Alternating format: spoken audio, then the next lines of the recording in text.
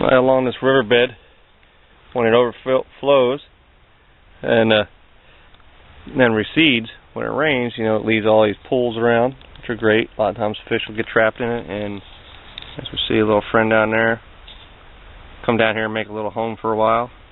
It's a good place to look for some meat sources.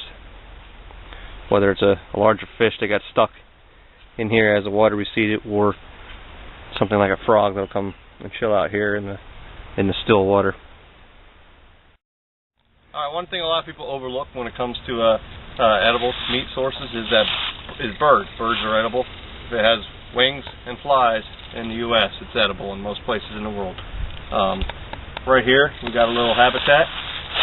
We got a woodpecker hole, or some kind of bird, more likely a woodpecker, dug into this. He didn't eat out of this. A hole this big is what he's living in, and he is currently living in here. As you can see, there are some featherage in and out of that hole, where as he comes in and out, he's ripping his feathers off along the back. Also, there's some. Whoa, he's in there. Oh, he is, huh?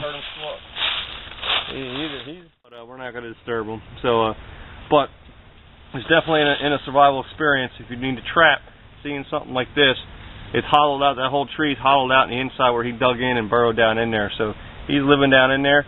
You could, just like we found out, we know he's in there. We can easily go ahead and harvest him, or we could set up a trap in the area, bait him, or put some kind of net over him if you know how to make a net.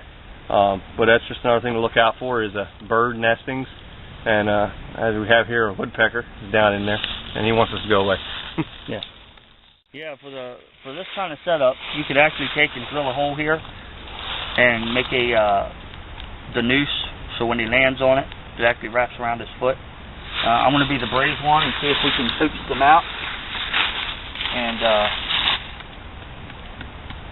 see if he'll come out so we can see what kind of bird he is. He may not. I don't want to disturb him.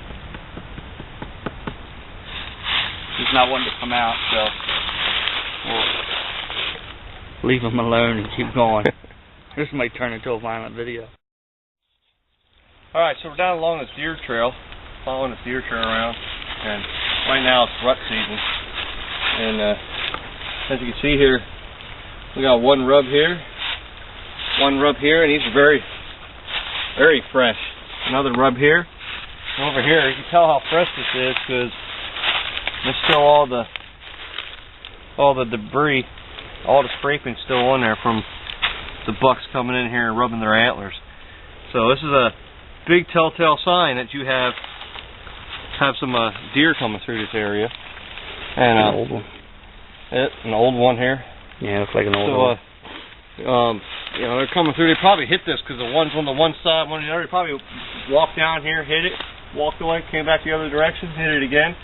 And the great thing about rut season right now is most of these deer, these male deer, only have one thing on their mind. They're being a lot louder out in the woods.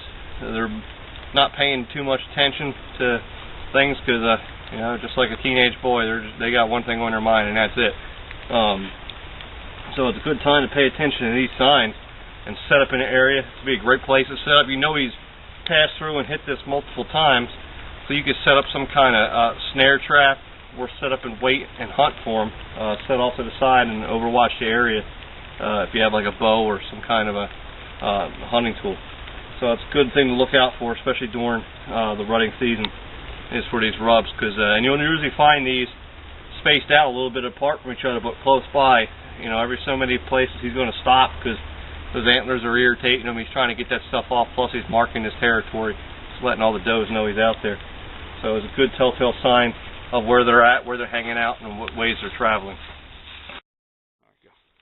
All right, animals are very habitual. They like to get into routines just like humans do. They get lazy. They do the same thing over and over again, not disturbed. What we have here, we have all this refuse all along this log.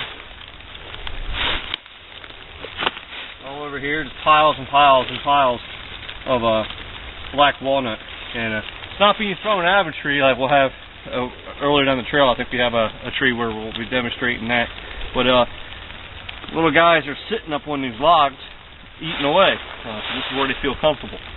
And you'll see all this, anytime you see these piles of refuse like this, you know it's a good place where you could set up a trap and set up a snare or any sort of trap system, or stand by to hunt and just wait patiently, or even bait them in.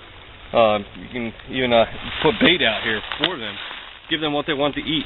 This all tells you what they are eating and what they like to eat.